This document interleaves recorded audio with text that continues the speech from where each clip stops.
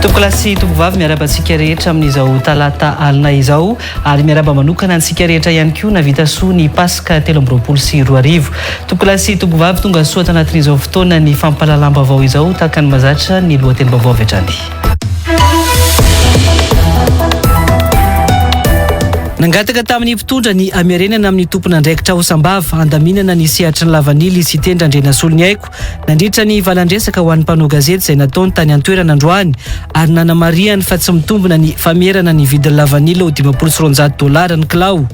Misy ihany koa ny olona 30 amin'ireo fito amin'ny fitopolo nomena ny agrément no tsy fantatra akory na iza hoe ity solomamahoaka ny toliara voalohany ity ary nanaova ny antso fa aoka ireo olona izay nitombo tamin'ny lavanily sy niasa tamin'ny lavanily no omena ny agrément fa tsy ireo olona izay tsy fantatra akory raha ny valandresaka ho an'ny mpanao gazety izay nataony ho fanokafana ny miavatoro any amin'ny faritry Sava nanomboka androany. Misa 370 sy 380 sy enal ireo olona voasoratra anarana miverimberina na doublon hita ny rindra-baiko nampiasain'ny CENI izay nanaovana fitsiriana ny lisitry ny mpifidy voaray taorian'ny fanavaozana manontolo ny lisitry ny mpifidy raha nitaritra nataon'ny voamiram-pividianana androany. 720 sy 3 alina tamin'ireo mpifidy voasoratra anarana niverina ireo izany hoe saika ny 770 isanjaton'ireo doublon ireo no teto Antananarivo avokoa raha nitatitra momba ny fitsiriana voalohany ny listim-pividianana nataon'ny CENI androany. Tsy androso mihitsy Madagasikara raha tsy miova ny toe-tsaina baranainy, ny tsy firarahina ny soiombonana, ny fiatsaram-belatsia izay hafa ny zavatra tenenina ary hafa ny zavatra atao raha ny nambarany kardinaly tsara azana. Ny vola no mibaiko ny rehetra ary mitarika amin'ny tsy fandriampahalemana ho hatrany ny Monseigneur tsara azana izay nanamariany fa enganeka tsy fitiavana anao business no irotsahan' ireo kandida iroso amin'izao fividianana izao fa tena fitiavana marina ampandroso ny firenena raha araka ny afatra nentiny ho an'ny Pasika.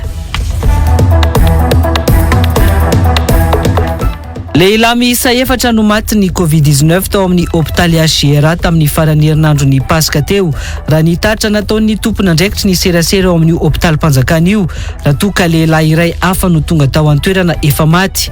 Ny sasy 50 ihany koa ireo olona nandalo fizam-pahasalamana tao anatin'izao fety ny Pasika izao ho an'io hôpitaly Mpanjakana io hatrany raha toa ka nomarian'ny zandarmarim-pirenena teto Analamanga fa saika tany amin'ny fidorohana zava-mahadomelona no tena nanjaka tao anatin'ny fetin'ny Pasika ary olona 4 no nosamborina tamin'izany izay nampidirina ambala-pamonjana taoriany ny fisamborana azy ireo ary ho atolotra ny fitsarana rehefa avy nanaovana fanadihadiana.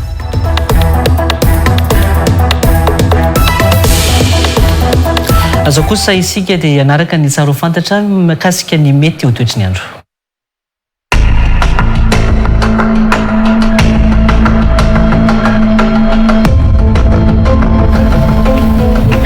Atolotra ny araba ho antsika rehetra any Atokantrano any manaraka ny fampalalam-baovao eto amin'ny Real TV Madagasikara amin'izao fotoana izao.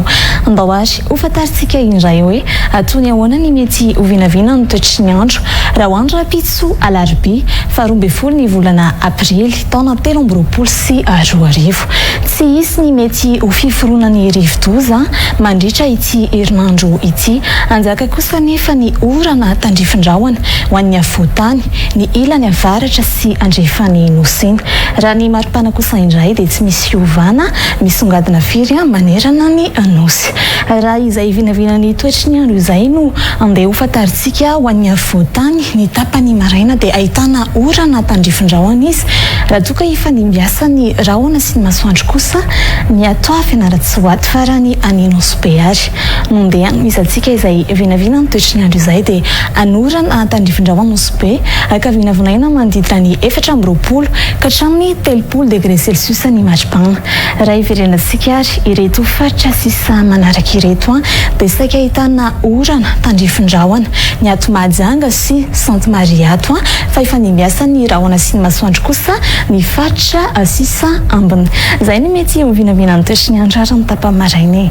Ndao fantaritsika manaraka kosa hoe atony ahoana izay toetry ny andro izay ny tapany hariva dia hitantsika amin'izao fa raha ho an'ny afotany hatrano andeha any izy atsika azy dia ifandimbiasa ny rahona sy ny masoandro izy fa mbola itoy kosa izay orana tandrifin-drahona izay ny any avaratra any no andeha hojerentsika dia ahitana orana tandrifin-drahona toy izay ihany koa ny ato Toamasinato fa ifandimbiasa ny rahona sy ny masoandro ny ato Sainte Marie sy Mahajangato. Raha ny maripana ambandrindra ny jerentsika manaraka dia tazana izany ho an'ny any fianaratsoany izay vinavinaina mandritra ny 5 ka hatramin'ny 7 degré Celsius ary ny ato Mahajangato kosa no ahitantsika ny maripana ambondrindra izay vinavinaina mandritra ny 4 ka hatramin'ny 13 degré Celsius toy izay ary ny mety ho vinavina ny toetry ny andro raha ho andra pitso alarobia. Raha ny masoandro kosa ho an'ny afoatany dia hiposaka amin'ny 9 maraina ary lentika amin'ny 9 ariva. Ankasitrana isika rehetra ary niaraka aminay hatramin'ny farany ary mbola manasanao ampanajana anaraka ny famparalam-baovao eto amin'ny Real TV Madagasikara mirary herinandro vaovao mahafinaritra ho antsika rehetra ary veloma tompoko.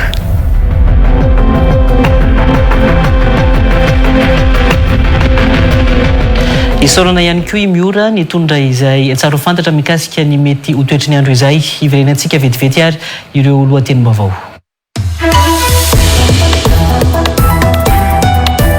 Nangataka tamin'ny mpitondra ny amerenana amin'ny tompon'andraikitra Osambava andaminana ny sehatry ny lavanily sy tendra Andrenasolony haiko nandritra ny valandresaka ho an'ny mpanao gazety izay nataony tany an-toerana androany ary nanamariany fa tsy mitombona ny famerana ny vidin'ny lavanily ho $500 ny kilao. Misy ihany koa ny olona 30 amin'ireo 770 mena ny agrément no tsy fantatra akory na iza hoe ity solomamahoaka ny toliara voalohany ity ary nanaova ny antso fa aoka ireo olona izay nitombo tamin'ny lavanily sy niasa tamin'ny lavanily no omena ny agrément fa tsy ireo olona izay tsy fantatra akory raha ny valandresaka ho an'ny mpanao gazety izay nataony ho fanokafana ny miavatoro any amin'ny faritry Sava nanomboka androany. Misa 370 sy 390 sy enal ireo olona voasoratra anarana miverimberina na doublon hita ny rindra-baiko nampiasain'ny CENI izay nanaovana fitsiriana ny lisitry ny mpifidy voaray taorian'ny fanavaozana manontolo ny lisitry ny mpifidy raha ny tatra nataon'ny voamiram-pividianana androany. 720 sy 3 alina tamin'ireo mpifidy voasoratra anarana niverina ireo izany hoe saika ny 770 isanjaton'ireo doublon ireo no teto Antananarivo avokoa raha ny tatitra momba ny fitsiriana voalohany ny listim-pividianana nataon'ny CENI androany. Tsy androso mihitsy Madagasikara raha tsy miova ny toe-tsaina baranainy, ny tsy firarahina ny soiombonana, ny fiatsaram-belatsia izay hafa ny zavatra tenenina ary hafa ny zavatra atao raha ny nambarany kardinaly tsara azana. Ny vola no mibaiko ny rehetra ary mitarika amin'ny tsy fandriampahalemana ho hatrany ny monseigneur tsara azana izay nanamariany fa enganeka tsy fitiavana anao business no irotsahany ireo kandida iroso amin'izao fividianana izao fa tena fitiavana marina ampandroso ny firenena raha araka ny afatra nentiny ho an'ny Pasika. Lehilahy miisa 4 no maty ny Covid-19 tao amin'ny hôpitaly HGR tamin'ny farany herinandro ny Pasika teo raha ny tatra nataon'ny tompon'andraikitry ny serasera ao amin'ny hôpitaly Mpanjakana io raha toa ka lehilahy iray hafa no tonga tao an-toerana efa maty. Ny 720 ihany koa ireo olona nandalo fizam-pahasalamana tao anatin'izao fety ny Pasika izao ho an'io hôpitaly Mpanjakana io hatrany raha toa ka no marian'ny zandarmarim-pirenena teto Analamanga fa saika tany amin'ny fidorohana zava-mahadomelona no tena nanjaka tao anatin'ny fetin'ny Pasika ary olona 4 no nosamborina tamin'izany izay nampidirina ambala-pamonjana taoriny ny fisamborana azy ireo ary ho atolotra ny fitsarana rehefa avy nanaovana fanadiadiana.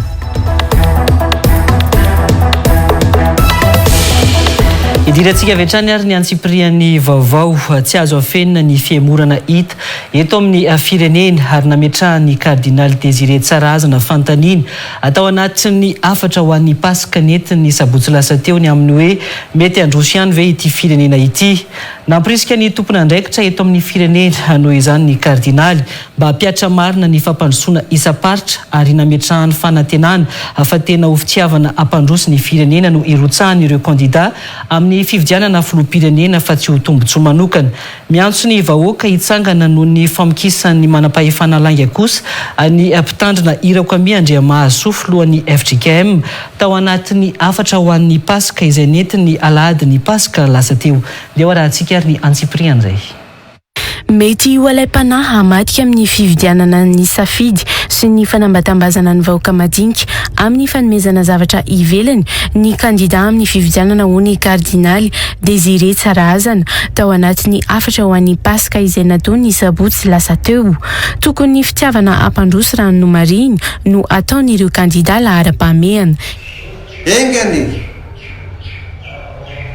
ka tsy ho fitiavana hanao business no irotsahan'ireo kandida iroso amin'izao fifidianana izao, fa tena fitiavana marina hampandroso ny nosontsika. Tsy androso mihitsy ny firenena raha tsy miova ny toe-tsaina ambaranahany, nisy firarahinana ny soiombonana, ny fiatsaram-belatsia ary ny fisiany kolokolo izay misy any amin'ny ambaratonga nasy sy ny sehatra samihafa ho ny kardinaly Désiré Tsaraazana.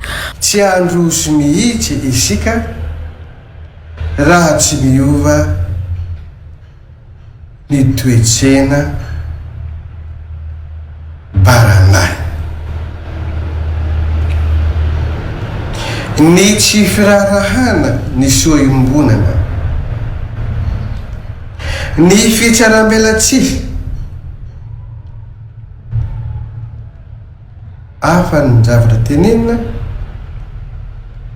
hafa ny zavatra atao.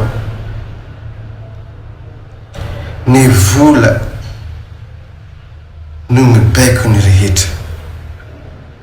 Izany rehetra izany dia mitarika amin'ny tsy fandriam-pahalemana. Ary mazava ho azy efa mankalelo ny teniny azy fa tsy maintsy tenenina ihany ny fisian'ny kolikoly amin'ny ambaratonga nasa amin'ny sehatra maro samihafa. Mandroso aingana nefa ny firenena raha toa ka tompona andraikitra amin'ny fampandrosoana ny faritra misy azy ny olona tsirairay avy ho hiatrany ny kardinaly Désiré Tsaraazana. Isan'ny noraisiny ohatra tamin'izany Tomasina izay nilaza fa efa ela no namirapiratra raha toa ka nampiasaina ny vola miditra ao aminy. Raha ny vola miditra amin'ny faritra Tomasina, province tiako teneneto, no hampandrosoana ity province ny Tomasina ty, dia efa ela no nampamirapiratra azy. Eo ny avy amin'ny vanille sy ny girofle, eo ny avy amin'ny famoivoizana an-dranomasina, eo ny fisian'ny orinasa maventy, ihany koa ny vola azo amin'ny fandoavana zavatra maro. Amporisihina ny tompona andraikitra eto amin'ny firenentsika mba hampiatra marina ny fampandrosoana isam-paritra. Fanontaniana moa no napetraky ny kardinaly Désiré Tsaraazana amin'ny hoe mety androso ihany ve ity firenena ity. Efa tao anatiny 13 taona rano mariny no nahazony Madagasikara ny fahaleovan-tena saingy raha mahita ny toerana misy ny firenena amin'izao. Mibaribary toy ny vain-kandrina nefa ka tsy hay-afenina ny fihemorana hita. Handroso ihany ve ity nosontsika ty? Mety handroso ihany ve? Nanentana ny vahoaka hitsangana kosa ny filohan'ny FJKM tamin'ny alalan'ny afatra nataony nandritra ny fankalazana ny Paska. Reo vahoaka vokisany manam-pahefana lainga asesika hamon'olo marina dia roboka tsy ampisainana asaina mifidy dia jiolany fidina toy ireo vahoaka atao Jerosalema fahizay mitsangana. Nandritra ny afatra ho fankalazana ny fetin'ny Paska teo no nanaovan'ireo filoham-piangonana roa avy amin'ny FJKM sy ny fiangonana katolika an'ireo afatra ireo. Izay ny mahakasika an'iny fa eo amin'ny vaovao mikasika ny fividianana izay hatrany na tratra 1.7 sy 7 hetsy ireo anarana mpifidy manerana ny Madagasikara izay nahitana tsy fahatomombanana teo amin'ny takelaka manokana izay nofenoina nandritra ny fanisana ny mpifidy na ny fiche individuel raha ny tatitra nataon'ny voamera manokana misahana ny fividianana tamin'ity androany ity. Tany amin'ny faritany Toliara no betsaka tamin'io tsy fahatomombanan'io raha toka larana fahatelo nahitana io tsy fahatomombanan'io ny faritany n'Antananarivo araky ny tatitry ny seny hatrany. Ataorin'ny fanadiovana io lista io dia mpifidy 2.9 sy 900 sy 3 sy 4 sy 9 sy 7 tapitrisa no voasoratra anarana ao anatin'ny listim-pividianana ka manana 20 andro ny mpifidy manao ny fanamarinana ny anarana anatin'ny listim-pividianana indray. Manomboka izao raha ny tatitra momba ny fitsiriana ny listim-pividianana izay nataon'ny seny tamin'ity androany ity. Hitatra amintsika ny tsara fantatra mahakasika izay miendrika zavatra tsy masy anjara-kotondrainy. Rehefa nataon'ny fitsirihana ny listim-pividianana teto Antananarivo izay nahitana ata ambany indrindra tamin'ny mpifidy voasoratra tao anatin'ny lisitry ny mpifidy no nahitana ata ny voasoratra anarana ny verimberina na ireo atao hoe doublon ambony indrindra. Efa any amin'ny 9.5 mpifidy polisy anjato nireo doublon tsikaritra ny seny mantso no teto Antananarivo avokoa raha raisy tamin'ny isa navoaka ny seny ny isa 7.20 sy 3 ireo anarana ny verimberina na doublon teto Antananarivo ireo. Manaraka azy kosa i Toliara izay nahitana anarana amin'ny verimberina misy 20.100 sy 1 alina, Fianarantsoa 2.20 sy 200 sy 7 Toamasina 4.20 sy 707 Mahajanga 7.20 sy 700 sy 5 ary tao Antsiranana kosa ny 7.20 sy 700 sy 3 Ao anatin'izay nefa rehefa nanao ny fanadiovana ny teteny ivony seny tamin'ny alalan'ny fampiasana ny rindram-baiko izay misy tamintsika nefa naharaka izany dia nisy taremarika 3.700 sy 9 sy 9 66.313 no hita fa anarana mitovy nisy fiverimberenana zany. Mety nisy laharana karapanondro miverimberina ihany koa fa io moa zany le maromaro le endrika isin'ny famaritana antsoina hoe doublon. Ankoatr'ireo nefa mbola 1.7 sy 7 sy 3 hetsy ihany koa ny isan'ireo mpifidy nahitana tsy fahatomombanana teo amin'ny takelaka manokana izay nofenoina nandritra ny fanisana mpifidy na ny fiche individuel. Manomboka vonjomaika androany araka izany ny fanaparitahana andreo lisitra avy amin'ny distrika eny anivy ny Fokotany ho ny papakateny ny seny. Mbola iverina eny amin'ny Fokotany indray io lisitry ny mpifidy io ho iatra ny Soavandriamarotafika ka ireo ratsamangaiky amin'ny komina no mandray izay eny amin'ny distrika ka mitondra ny lisitry ny mpifidy amin'ny Fokotany. Fanaovana an'ilay atao hoe fanamarina na fitarainana aorianan'ny fitsiriana dia manana 20 andro zany ny olo-pirenena manomboka amin'ny vaninandro ahatongavan'ilay lisitry ny mpifidy eny anivon'ny Fokotany. Zany hoe mety anio ihany dia vahita eny Fokotany mety rapitso arakaraky ny elanelan'ny toerana misy ny Fokotany sy ny ratsamangaiky ny seny eny anivon'ny distrika izay nandraisana azy miakina amin'izay elanelan-tany zay. 2.20 sy 900 sy 3 sy 4 sy 9 sy 7 tapitrisa no lisitra efa voadio taorian'ny fanaovana fitsirihana ny lisitra nataon'ny voamera-pifidianana raha ny tatitra nentin'izy ireo androany. Ny taremarika na ahavitana fanadiovana amin'izao tsika amin'ny teny zao 2.20 sy 900 sy 3 sy 4 sy 9 sy 7 tapitrisa 9.623.662 io zany no hita eny anivon'ireny lisitry ny mpifidy izay anaovana fitsirihana ireny satria toerana anao fanadiovana zay dia zato isan-jato tsisy tomika fa mety mbola misy anarana mety diso zahay tsy maintsy arenina zany. Teto Antananarivo no ambany indrindra amin'ny tahan'ny mpifidy voasoratra anarana anatin'ny listim-pividianana tao anatin'ny fanavaozana ny lisitry ny mpifidy hatramin'ny herinandro fiandohan'ny volana Aprily 20 sy 20 raha ny tatitra navoaka ny seny androany. 5.7 sy 200 sy 7 sy 4 sy 1 sy 3 tapitrisa mantsy ny isan'ireo mpifidy voasoratra anarana raha toka 2.20 sy 700 sy 9 sy 5 sy 10 sy 4 tapitrisa no tanjona. Ny tao Mahajanga kosa no nahitana tany mpifidy voasoratra anarana ambony indrindra tamin'ireo faritany enina. Misa 774 alina sy 4 hetsy iray tapitrisa mantsy ny mpifidy voasoratra anarana ho an'ny Mahajanga io raha toka 3,7 alina sy 5 hetsy sy iray tapitrisa ny isan'ny mpifidy no vinavinaina ho tafiditra anaty lesam-pifidianana. Ho an'ireo faritany efatra ambiny kosa misaina mifidy 7,7 alina sy 4 hetsy sy iray tapitrisa ny mpifidy ao Fianarantsoa.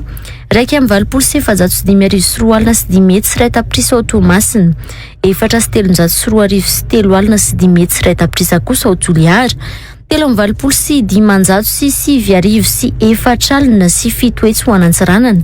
Ny saina amin'ny 30 sy 7 sy 9 alina sy 10 tapitrisa araka izany ny totaly ny mpifidy voasoratra anarana anatin'ny lesam-pifidianana tao anatin'ny distrika rehetra nanaovana fanisana mpifidy nandritra ny fanavaozana ny lesam-pifidianana hatramin'ny fiandohany volana Oktobra.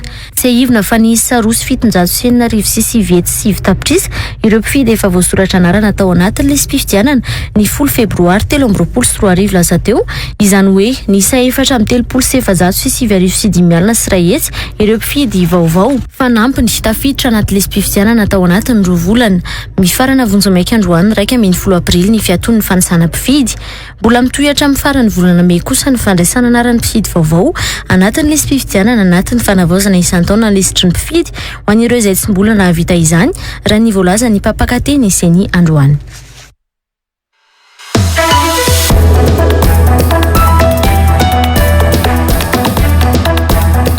Ovain'ny fandarana ny fidizoro anio talata faraiky amby folon'ny volana aprily taona 2024 aorin'ny fampahalalam-baovao amin'ny 6 alina eto amin'ny Real TV Madagasikara. Andriamatoa Gérard Andry Alemirovason PC Anjirama teo aloha ary efa nitanany andraikitsy ny Calais Général ny présidence teo anivony ny fitondrany amialy dideratiraka iresaresaka makasika ny raramafana eto amin'ny firenena amin'izao fotoana izao ny fifidianana sy ny tontolo politika ary ny fitamtanana-mpanjakana anasanana hoary narika izany.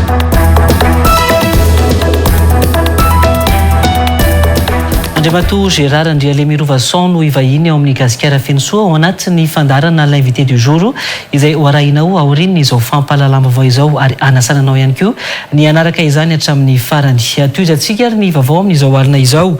Tsy mitombona ny fameran'ny fanjakana ho 500 dolara ny kilaon'ny lavanila fa tokony ny mpamokatra no mametra ny vidiny hoy ny solomambahoaka ny Toliara voalohany sy teny Randrena Solonyaiko androany. Fototry ny olana amin'ny sehatry ny lavanila ny fitsabahan'ny fanjakana amin'ny sehatra io izay mamono ny tantsasy ny vahoaka ao Sava hoy izy ka takina ny amiarenana ny fitantanana izany ny fotony. Nambarany ihany koa nandritra ny valandresaka ho an'ny mpanao gazety ho fanokafana ny miavatoro ao Sambava fa tsy misy volana mpandrara tafiditra ao anatin'ny fanatanterahana ny miavatoro izay ataony sy ireo solombavam-bahoaka miaraka aminy. Mikaela Andrianjaka sy Andrabesotra. Nandritra ity fitondrana ity no tena nahitana olana ny sehatry ny lavanila ary ny totongana izay tsy izy ny vidiny satria tsy mitombona mihitsy ny ametrahana ny vidiny lavanila ho 500 dolara ny kilao araka ny napetraky ny fanjakana eo amin'ny tsena iraisam-pirenena amin'ny sehatra io ho ny solomambahoaka ny Toliara voalohany sy teny Randrena Solonyaiko nandritra ny fanokafana ny miavatoro Sambava androany. Maro mantsy ho izy ny fitarenana napetraky ny ponina ao Sava no io olana io manoloana ny fitsabahan'ny fanjakana amin'ny sehatry ny lavanila izay mampijaly ny vahoaka ny Sava hoy sy teny Randrena Solonyaiko. Inona moa ny olanareo mpitondra? Tsy amelanareo malalaka ny sehatra ny lavanila. Inona moa ny olanareo mpitondra? Tsy amahanareo ny olana ny sehatra ny lavanila. Inona moa ny olanareo mpitondra? Tsy analanareo an'io 250 dolara io izay tsy n'existe mihitsy. Fa maninona no malagasy tahaka anareo koa avelanareo ho faty. Ka eto izahay dia miangavy anareo mpitondra, mangataka aminareo mpitondra mahefy, averenareo amin'ny tompon'andraikitra lokaly eto ny fahefana handamina zareo ny sehatra ny lavanila. $4 isaky ny kilao no alaina amin'io $500 vidin'io izay ny fanjakana no makazy ho iatrany isiteny Randrena Solony Aiko. Tokony averina amin'ny tompona andraikitra any Sava io $4 io anamboarana ny lalana ranonambarany. Mba naverinareo tatia Sava ve io vola io?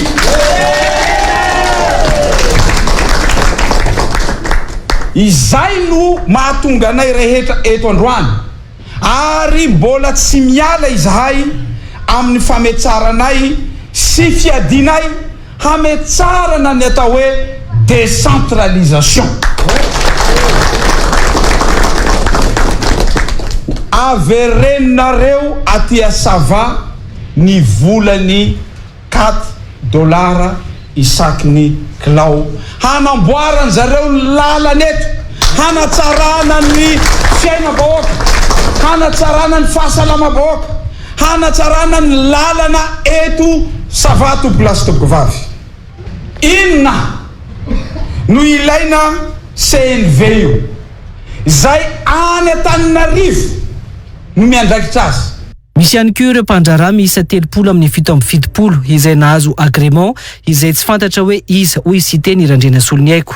Tsy fantatra akory olona tsy mpanao lavanily fa handeha haofa ny agrément zareo. Tsy kolokolo ve zany ry avako fa maninona potehina le lavanily. Aoka ny olona izay niteraka tamin'ny lavanily, izay nitombo tamin'ny lavanilina, izay miasa amin'ny lavanilina no homena agrément tompolasy tompoko vavy. Ny antso an'ireo solomam-bahoaka namany sy ireo olona izay nandany ny amerenana ny fanalalahana ny sehatry ny lavanilina ihany koa isiteny Randrena Solony Aiko amerina hitaka izany. Mangataka izahay ary manamasy tamin'ny fangatahany olom-boafidy rehetra teto Sava. De ny mera rehetra voafidy na manohana izao fitondrano zao na tsy manohana izao fitondrano zao. Ireo conseiller rehetra manohana izao fitondrano zao sy tsy manohana izao fitondrano zao. Ireo solombavam-bahoaka rehetra manohana izao fitondrano zao zay tsy manohana izao fitondrano zao. Ireo sénateur rehetra manohana izao fitondrano zao zay fefa nanao taratasy ary nanao soni nangataka avelao malalaka ny sehatra ny lavanily ary manamafy izany izahay solombavam-bahoaka mijoro eto tompolasy tompoko vavy. Tsy misy vola avy amin'ny mpandraharaha miditra ao anatin'ny fanatanterahana ny miavatoro izay ataony ihany koa hoy isiteny Randrena Solony Aiko izay miteraka resabe amin'izao fotoana izao. Betsaka ny milaza fa misy mpanjaraha mialatsiny aho raha iteniny anarany hoe mamatsy volanay ny mpanjaraha PDG Mamra Vatomanga no mamatsy anay ambarako hoe tofakapoto ho fata-pirenena fa tsy mbola niresaka izahay momba ny avatoro ary tsy misy volo na ariary avy amin'ny mpanjaraha tompolasy tompoko vavy no nanovanay miavatoro manera ny Madagasikara. Ankoatr'izay nambarany isiteny Randrena Solony Aiko tao anatin'ny valandresaka ho an'ny mpanao gazety androany tany Sambava fa tsy loko volomboasary ny lokony sy ireo solomam-bahoaka miaraka aminy fa loko mavo. Solomam-bahoaka valo moa no nanatrika ny valandresaka nataon'ny solomam-bahoaka ny Toliara voalohany sy teny Randrena Solony Aiko tao Sambava ka tao anatin'izany Vonaitsy Jean Eugène solomam-bahoaka ny Morafenbe, i Jean-Jacques Arabenirina solomam-bahoaka ny Betuka Atsimo sady filoha-hevitry ny antenimieram-pirenena faritany ny Toliara, Mohamad Ahmad solomam-bahoaka ny Feneriva Tsinanana, Rashid Manana solomam-bahoaka ny Manakara, Perla Bien-Aimé solomam-bahoaka ny Tolaniaro, Edzar solomam-bahoaka ny Voemar, Jimmy Joe solomam-bahoaka ny Yakora ary Mami Aza Charlot solomam-bahoaka ny Mananjary. Ny maraina teo no tonga tao Sambava ny solomam-bahoaka ny Toliara voalohany sy teny Randrena Solony Aiko izay anatanteraka ny miavatoro any amin'ny faritra avaratr'i Manosy.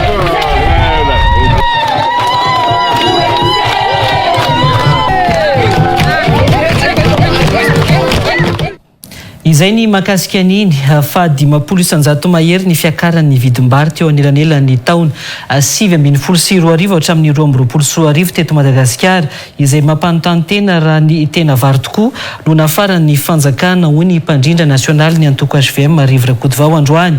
Hatrany amin'ny 5.7 tona nefa ny vary nafaran'ny fanjakana raha toka tsy mila afa-tsy 2 tona sisa isika hoy ihany Rivo Rakotovao.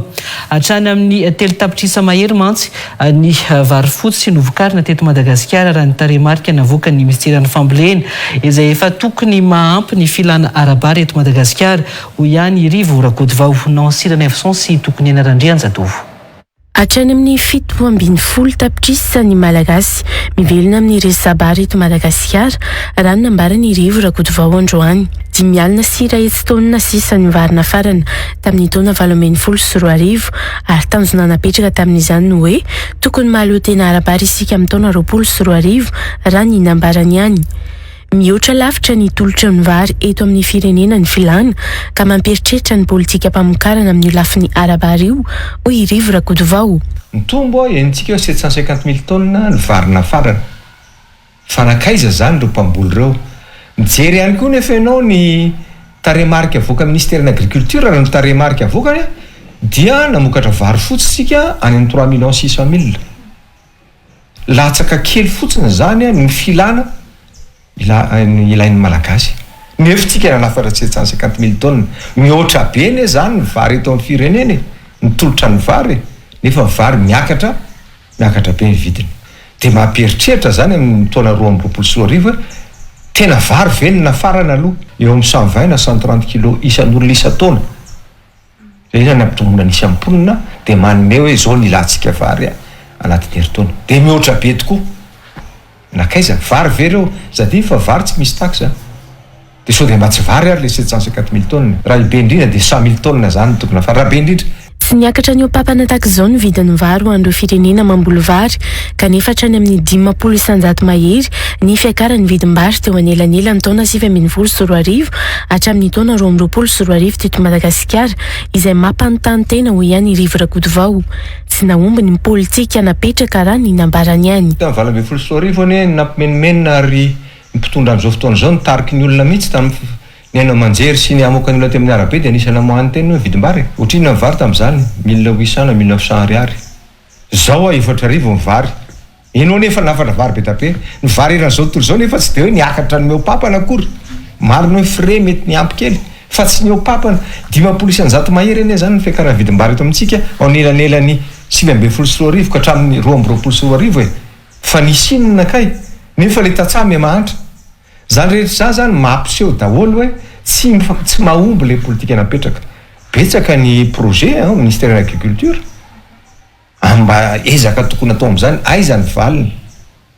Zany rehetra zany dia milaza hoe tsy maintsy izay lazainay foana mila politika maritra io ary misy ataoko hoe singa ijerevana isa-taona hoe makaiza isika. Nampifanarahana tamin'ireo tetikasa marobe amin'ny siampamokarana ary naparitaka mba ahafahana manome fahalalahana ny siampiarina arabary ny politika tamin'ny taona 2024 ho hatrany ity mpandrindra nasionaly ny HVMT.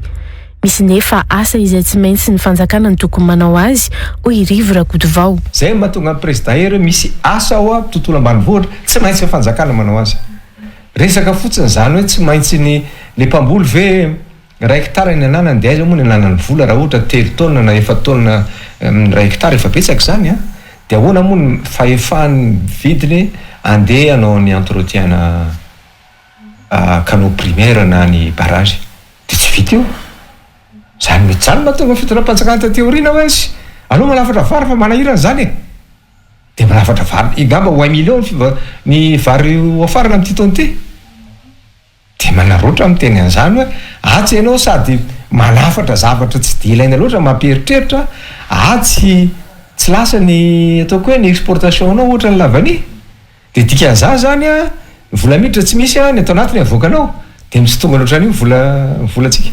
Tsy mampahomby ny politika ambary ihany koa ny fitsabahan'ny fanjakana amin'ny famarotana na ny fividianana vary izay efa politika nofoanana tamin'ny taona 2020 sy 2019 hoy Rivo Rakotovao. Rehefa ny fanjakana manao lasa mpivaribary ny raha miaino zany teto amin'ity firenen'ity nomboka tamin'ny 5 sy 7 rehefa ny fanjakana manomboka mitsofoka lasa mividy vary zao izy lasa mividy indray Emery Tsiatosika lasa mividy vary mpivaribary mpanafatra vary de io ny ataony vidim-bary zao de taitra misy tany Emery Tsiatosika io ndray ministerany ny fambolena moa tsy miteniny io nefa io mamokatra fa tonga ministerany varotra de ividiny le société mpanjakana indray ny vary Emery Tsiatosika le vary aloha mivoaka ao mofo tsy manofo tamin'ny andro so malaka tena fa matony na zany tsy mahomby tsony zany fa maninona kay ny fanjakana no mikiry biby miverina amin'izany fomba mampanao zay tsy mahomby a 507 ariary moa ny kilao ny vary gasy eny an-tsena androany raha toa ka 407 ariary ny makolika ary 404 ariary kosa ny riz de luxe. Fa tsy misy ny lalana izay hitondrana ny vokatra avy any ambanivohitra nefa mahantra ny vahoaka mialafo ny vidim-piainana ary manjaka ny tsy fandriampahalemana raha ny tatitra izay natao ny solomam-bahoaka Narsona Rafidimanana omaly tao an-tany fotsy. Miasa mafy ihany koa ny polisy sy ny zandary saingy tsy ampy ihany koa raha ny nambarany ary nanamariana fa mila misokatra ny mason'ny vahoaka mijery ny zava-misy marina izay iainana amin'izao fotoana izao raha ny tatitra natao ny Narsona Rafidimanana izay solomam-bahoaka voafidy tao an-tany fotsy tamin'ny tatitra izay nataony ho an'ny vahoaka tany an-toerana omaly. Ny antsipriany vaovao avy hatrany. Tsy ampy ny fitaovana entin'ny mpitandro ny filaminana miasa ao amin'ny distrikana tany fotsy hoy ny solomam-bahoaka ao an-toerana. Miasa mafy nefa raha ninao mariny ireo mpitandro ny filaminana ireo. Io sehatry ny tsy fandriampahalemana io sy ny fahantrana iainan'ny mponina no tena nasiany Narsona Rafidimanana teny tao anatin'ny kabary izay nataony nandritra ny tatitra ho an'ny vahoaka tao an-tany fotsy omaly. Tsy misy mijery tsika tsatsay mialatsiny tsy maintsy miteny satria zay ny mpitananareo ahy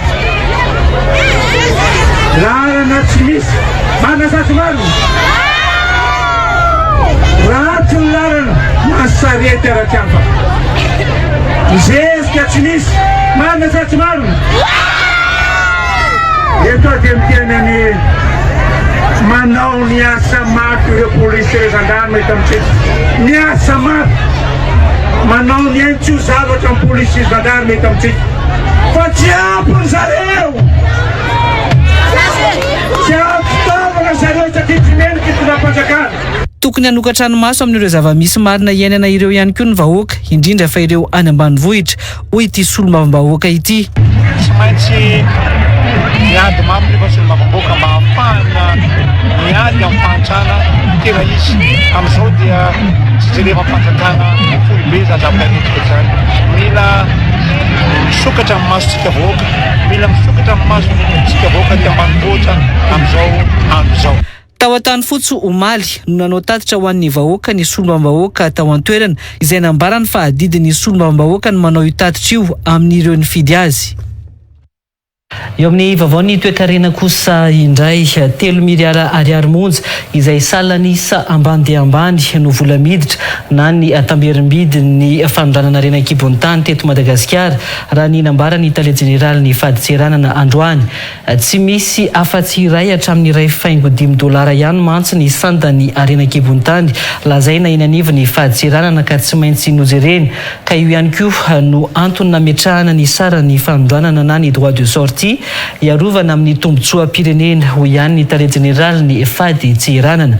Efa miverina amin'ny laony moa io fanondranana io amin'izao taoriny ny fifampiresahana izay nifanaovana tamin'ireo mpisehatra amin'ny arena kibon-tany ho ihany ny Italia Generaly ny fady tseranana. Nanao ny fanadidina mahakasika izay anao sirana evson sy tokony ianarandrianjatovo.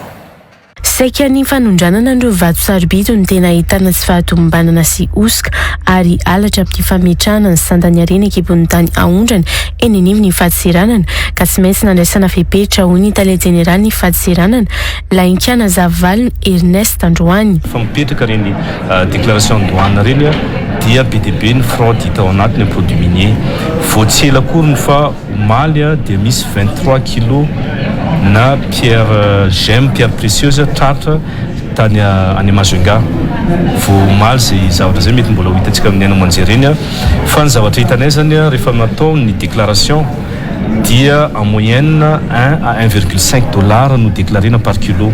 Ohatrany hoe zavatra ho déclarena mila nasiana valeur fotsiny le izy dia zay no mahatonga an'izy mila jerena ihany satria na ny vato sarobito atao amintsika raha dia ny tsena zay kirakirana azy dia tsy atao amin'ny firenena fa any amin'ny firenenkafa any dia zay no mahatonga ny tatao fahatsirana na mietraka an'iny zany mba hiarovana ny tombotsoam-pirenena na ny vola miditra ny redevance zany hoe recette non fiscale amin'ny produit minier dia ambany ny totanisa moa eo amin'ny 3 milliards d'ariary io zay hita hoe ambany any zay raha ohatra ka oharina amin'ny valeur ny produit minier zay mivoaka na exporté to Madagascar dia zay ny antony nametrahana ny droit de sortie iny.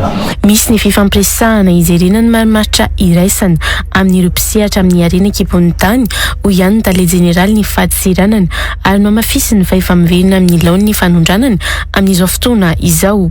Dia tsapa tokoa fa nisy ny fitarainany secteur minier hoe somary mavezotra amin'izareo le izy misy koa ireo contrat zay efa nifanarahana taloha satria tsy hoe hanondrana androany dia hanao contrat androany fa misy ny fifanarahana zay mety hoe ambolana maro amantaona mihitsy ary amin'ireny exportation ireny dia misy ny fianonana zareo nanaovana ny dialogue public privé dia tamin'ny ray volana lasa angamba zay raha tsy diso fitadidiko dia ny zavatra nivoatra tao anatin'io dialogue public privé io dia ny fametrahana ny clause transitoire zany hoe raha ohatra ka misy contrat zay efa voasony talohan'ny promulgation na application loi des finances dia iny no exemptena ny droit de sortie dia zay zany tapaka atao dia zay ny miantra teto dia efa mireprendre ihany ny exportation amin'izao fa ny lalàna moa ny lalàna ihany mampiato azy na manova azy tsy manana ny fahefananao an'izay ny aty amin'ny fahatsiranana fa tsy maintsy ny fikitiana an'izay dia tsy maintsy ny loi des finances manaraka.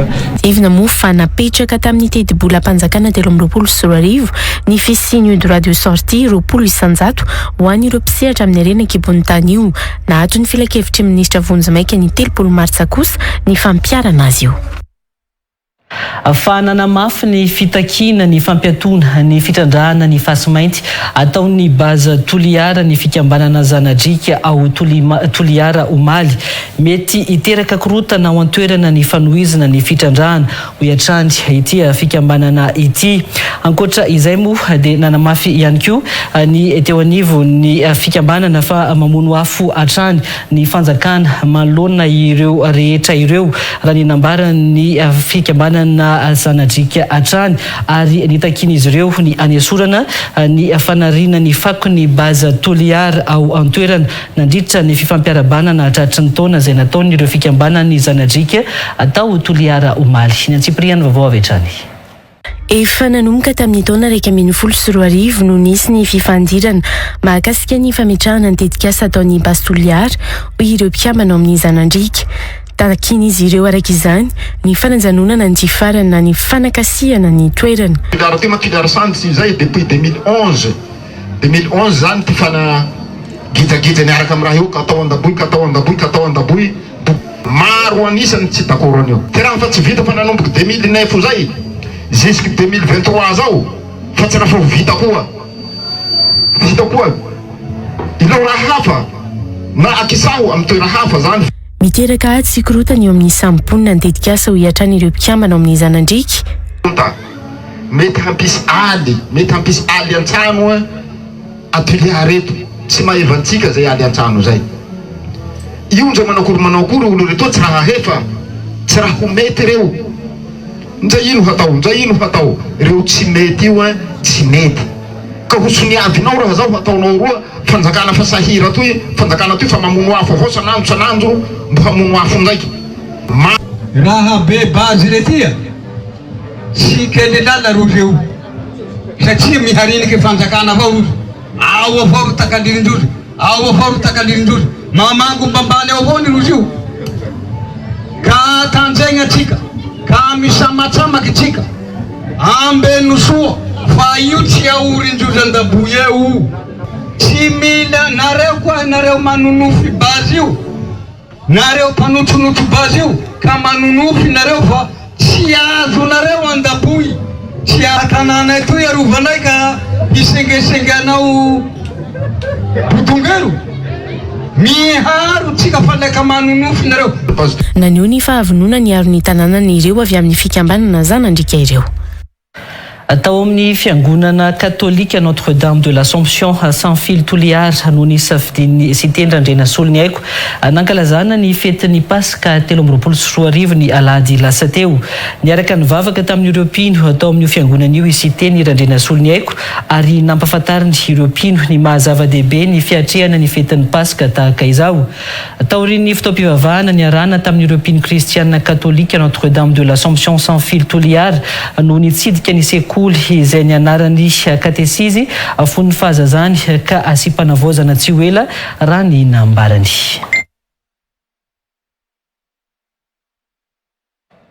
Efa niresaka izay fetin'ny Paska izay hatrany isika dia lehilahy miisa 4 no matin'ny Covid-19 tonga teny amin'ny hôpitaly HCR nandritra ny fankalazana ny fetin'ny Paska ny farany herinandro lasa teo ary olona iray hafa ihany koa no namony ainy vokatry ny lozam-pifamoivoizana raha nitatry ny talian'ny serasera eo anivon'ity hôpitaly ity tamin'ny androany. Olona miisa 4 ihany koa no nampidirina ambala-pamonjana vokatry ny fifohana zava-mahadombelona ary hiakatra fitsarana raha nitatry ny zandarmarim-pirenena eto Analamanga nandritra n'izay fetin'ny Paska izay.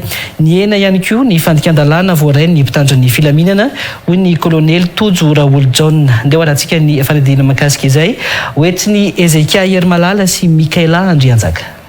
Nahatratra 720 ireo olona nandalo fizahan-pahasalamana teny amin'ny hôpitaly HCR nandritra ny farany herinandron'ny Paska raha nitatra nataon'ny serasera ny hôpitaly HCR androany. Ny 420 tamin'ireo olona 720 ireo no tsy maintsy nampidirina hôpitaly manaraka fitsaboana. Loza teny anivon'ny fiarahamonina ny 720 tamin'ireo noraisy ny hôpitaly Antanana tao anatin'ny 2 andron'ny Paska sy ny alatsinain'ny Paska. 70 kosa ireo olona nandalo nitra teny amin'ny hôpitaly vokatry ny lozam-pifamoivoizana. Olona iray tratra ny loza tany amin'ny orinasa ary nandalo teny amin'ny hôpitaly. Olona 13 ihany koa tratra ny loza tany an-tokantrano ary olona 13 hafa nandalo teny amin'ny hôpitaly noho ny lozan'seho teny an-dalambe. Olona misa 40 ihany koa no nandalo teny amin'ny hôpitaly noho ny trangana-retina hafa nahazo azy ireo araka ny antontanisa navoaka ny hôpitaly HCR androany. Olona 4 ihany koa no maty ny Covid tao anatin'ny hôpitaly HCR nandritra ny 2 andro nankalazana ny fetin'ny Paska iny raha nitatra hatrany. Oharina tamin'ny herintaona izany dia somary nidina ny tahan'ny olona niditra teto amin'ny hôpitaly HCR satria ny zava-pahasalamana tamin'ny herintaona 770 tamin'ity taona ity 750 raha faty niditra teto amin'ny moa zany dia any amin'ny sampana vonjy ireo manontany an'izay fanontaniana izay fa ny Covid anakefatra maty anankiray zay lehilahy anakefatra. Nitombo ireo toerana izay nandray olona nitsangatsangana tamin'ity taona ity teto Analamanga raha ny nambarany zandarmarim-pirenena ka mora kokoa no nisahana ny fitandrona ireo olona ireo. Na ny lozam-pifamoivoizana azy nahitana fihenana raha oharina tamin'ny taon-dasa hoy ny kamandiny zandarmarim-pirenena eto Analamanga. Ny isa 7 mantsy ireo lozam-pifamoivoizana niseho ireo ka olona iray no namony ainy raha nitatra voaray hatrany. Gendarmerie zany isataona dia mandray foana misy an'ilay retour d'expérience isataona dia zay nampitomboana aloha tamin'ity taona ity nisan'ny gendarme niasa dia nijerena koa ny point rehetrarehetra zay mety ho arak'ilay voalazako teo hoe manangona olona ka nahitana fombiazana kokoa zany noho ny tamin'ny taona lasa ny asa zay natao tamin'ity. Ny olona zany tamin'ity somary mora girena kokoa noho ny tamin'ny taon-dasa dia ny accident ao anatin'izay ny accident satria ny fifamoivoizana no resahana ao anatin'izay koa dia nena zany ny accident tamin'ity nahitana fihenana. Ny zavatra hita tamin'ity aloha zany ny fandikan-dalàna azy tatra dia ny fifohana zava-mahadombelona fety ny andro dia ao koa misy manaroatra any amin'ny Kalamanjana any mifoka zavatra mahadombelona nisy tato aminay zao dia nisy ka anaky 4 izay fifohana fitorohana zava-mahadombelona zay nitratra. Nahatratra 12 kosa ny lozam-pifamoivoizana niseho nanerina ny Madagasikara raha nitatry ny zandarmaria nasionaly. Olona niisa 520 kosa no nomena famitandremana ho fisorohana ny loza izay nataon'ny zandarmarim-pirenena manerina ny Madagasikara. indray mbava amin'ny vaovao ny fanatanjahantena mitana ny laharana fahatelo aty Afrika nandritra ny fifaninanana Open Africa Judo Luanda.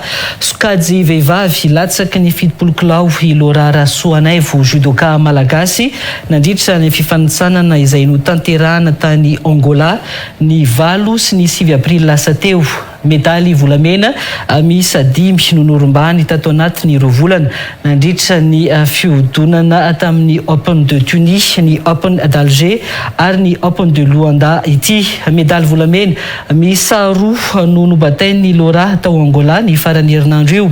Androany moa no tonga an-tanindrazana ity solitena ny judoka malagasy ity taorian'ny Open Africa tao Luanda izay nandraisany anjara. Ny Antsipriano vaovao avy hatrany.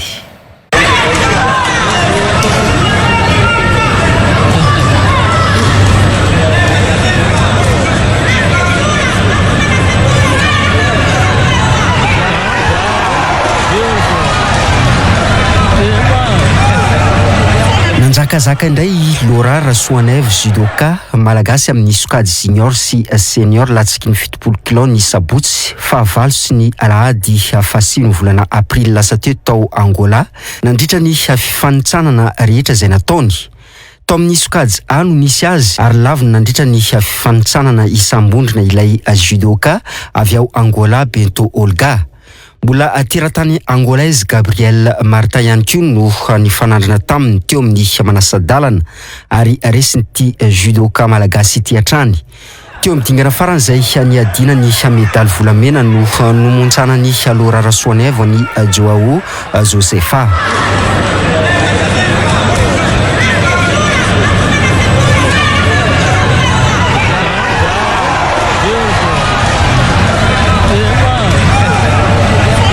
Medaly volamena miisa 2 no izany no norombany Laura tao Angola tao anatin'ny farany herinandro iny. Raha tambatra tao anatin'ny iray volana nisin'ireo fifanitsanana tao amin'ny firenena 3 tao Afrika ireo. Medaly volamena miisa 5 no azon'ny Laura Rasoanaivo. Medaly volamena 2 nentinody nandritra ny Open Africa de Judo tao Tunis raha toa ka medaly volamena iray no azony tamin'ny sokady junior nandritra ny Open Africa d'Alger ary medaly alimo iray tamin'ny sokady senior ary izao ny bata medaly volamena 2 izao indray tao Angola ny farany herinandro teo. Isan'ireo atleta malagasy tarika ny lalao nosy amin'ny judo sokady latsaky ny 70 kilao ihany koa i Laura Rasoanaivo ary mbola ho isan'ny andray anjara amin'ny lalao olimpika ihany koa manoloana ny fahaizana sy ny akingany eo amin'ny taranja ilalaovana io. Azao kosa resika dia hiditra amin'ny pejy toka.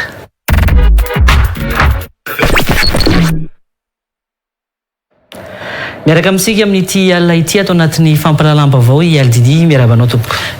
Faly miarabanao dia miarabantsika rehetrarehetra mpanaraka fampalalam-baovao ihany koa amin'ity andro alina ity. Iny Aldini manahoana sy manahoana indray ny fandaharam-potoana ho an'ny eto Antananarivo sy ny any amin'ny faritany ao anatin'ny fampifanana izay omenareo.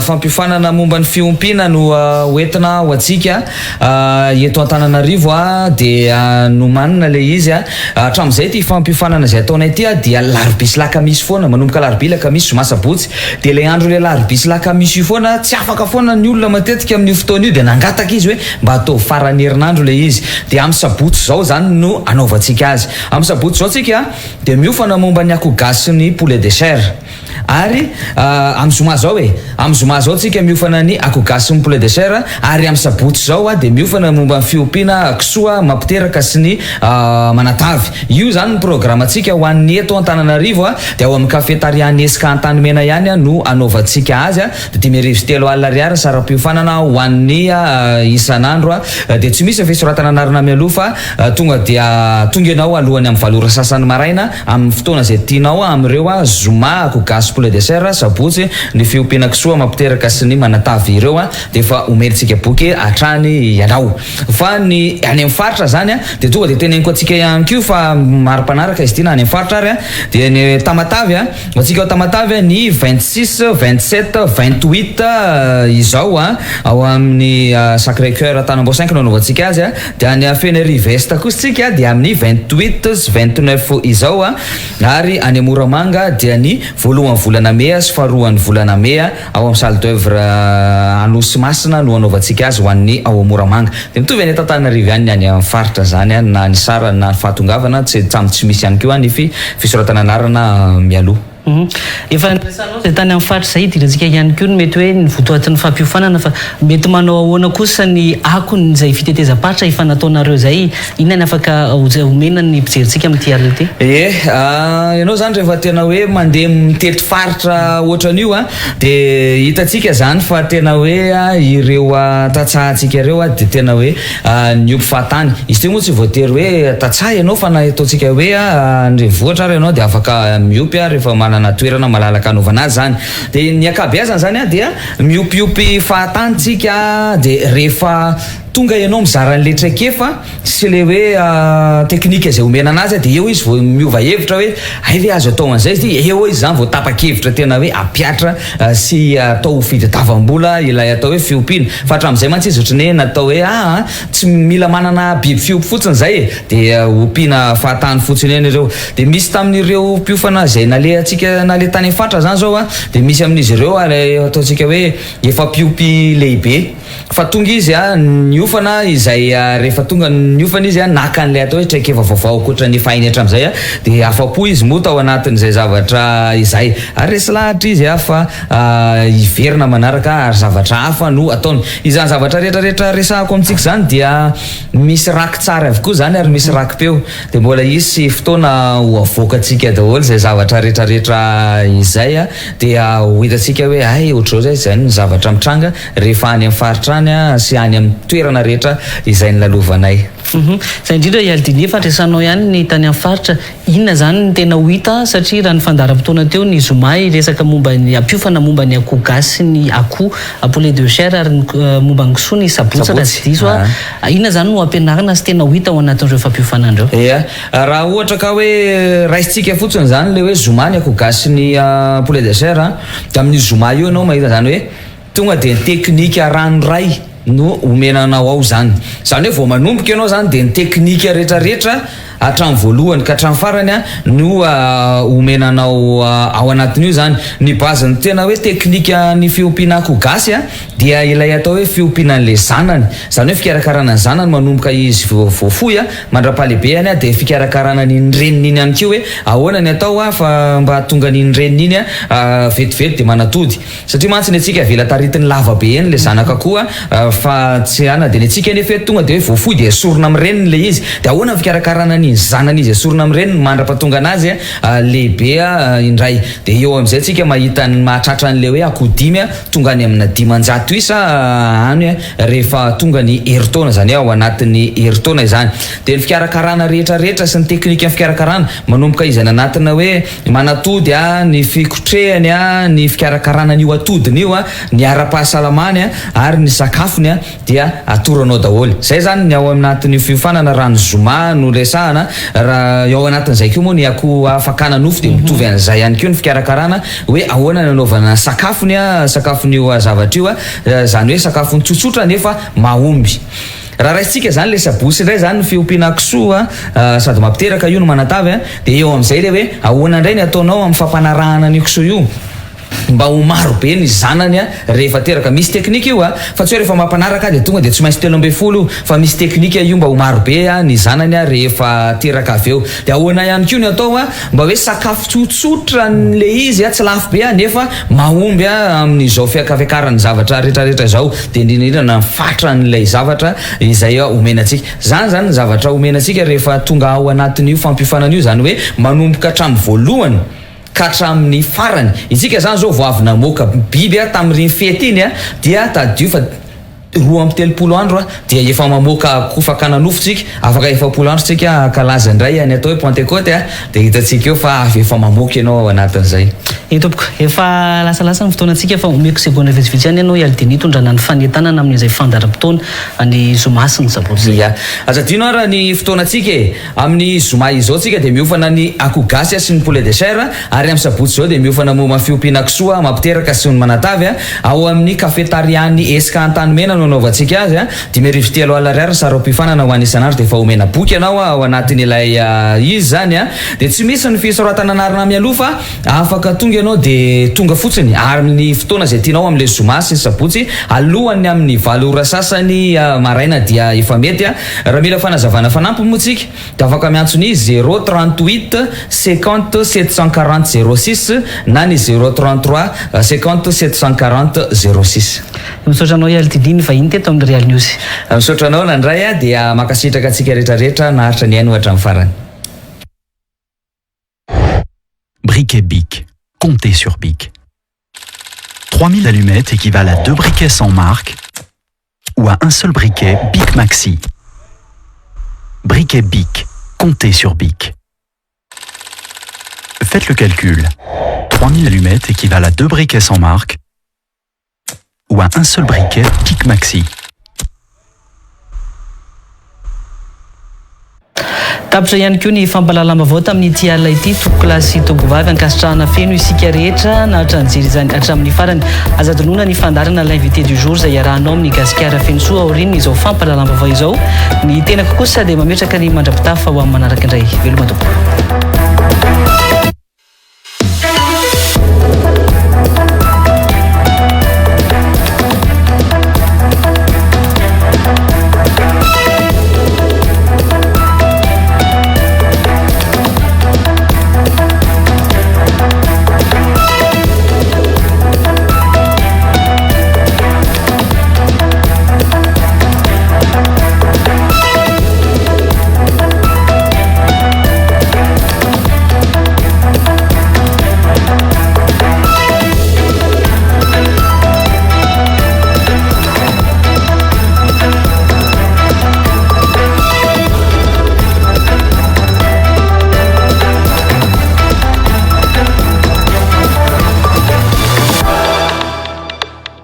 Real News Natulchi. Sanji Batelma, des actualités uniques, dynamiques et renversantes dans Real News. Si.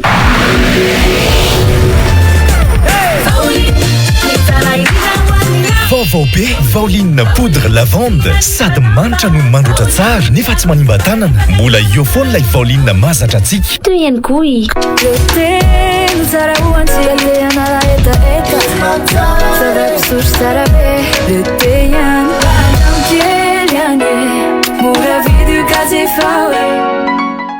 Ari tonga ny entana vaovao atao Mateza Tôle koa manasanao izay itsifika ny rendez-vous amin'ny Mateza Tôle.